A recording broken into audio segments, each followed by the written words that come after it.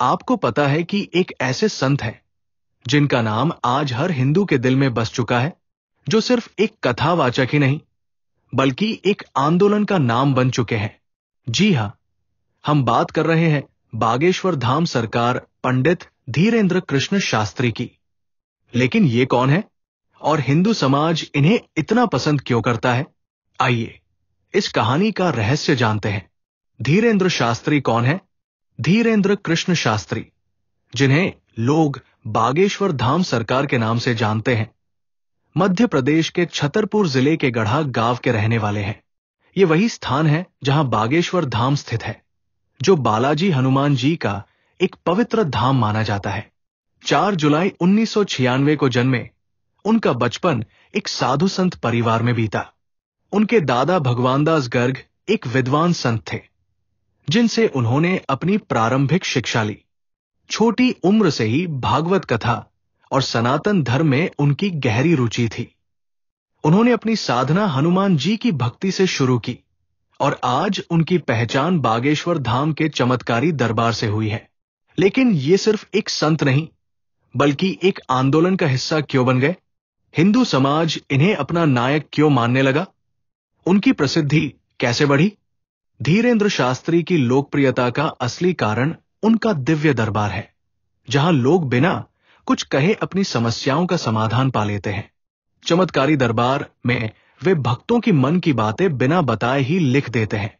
कहा जाता है कि ये हनुमान जी की कृपा है जो उनके माध्यम से काम करती है। भागवत कथा के जरिए वे लोगों को हिंदू धर्म की महिमा बताते हैं। उनका एक संदेश हमेशा होता है, सनातन धर्म को मजबूत बनाओ। लेकिन यह सिर्फ दरबार तक सीमित नहीं है। हिंदू समाज उन्हें एक नायक क्यों मानने लगा? हिंदू समाज उन्हें क्यों पसंद करता है?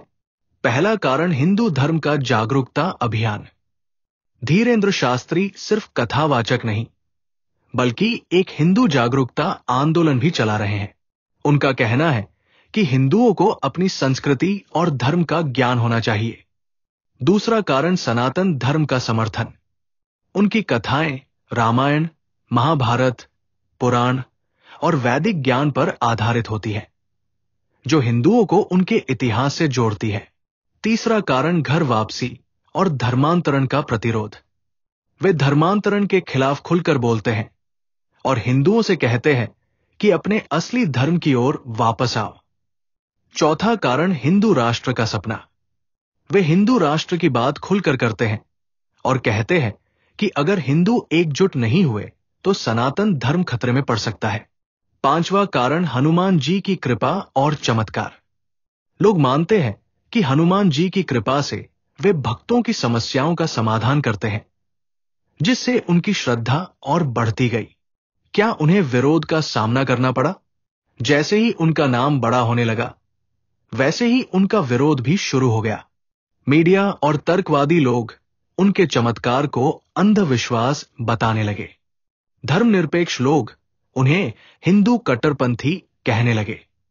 कई महामंडलेश्वर और विद्वान संत उनकी कथाओं को सुनने लगे और कुछ लोगों ने उनके विचारों से असहमति भी जताई। लेकिन उन्होंने हर बार एक ही बात कही, यह सब हनुमान जी की कृपा है, मैं केवल एक सेवक हूं। आज धीरेंद्र कृष्ण शास्त्री सिर्फ एक व्यक्ति नहीं बल्कि एक विचारधारा बन चुके हैं। हिंदू उन्हें इसलिए पसंद करते हैं क्योंकि वे उनका सम्मान, शौर्य और धर्म के प्रति जागरूकता बढ़ा रहे हैं। अब सवाल आपके सामने है, क्या धीरेंद्र शास्त्री सिर्फ एक कथावाचक है या सनातन धर्म के एक नए नायक? अगर आप भी धीरेंद्र शास्त्री की बातें पसंद करते हैं तो कमेंट में जय श्री राम लिखें। वीडियो को लाइक करें, शेयर करें और चैनल को सब्सक्राइब करना न भूलें।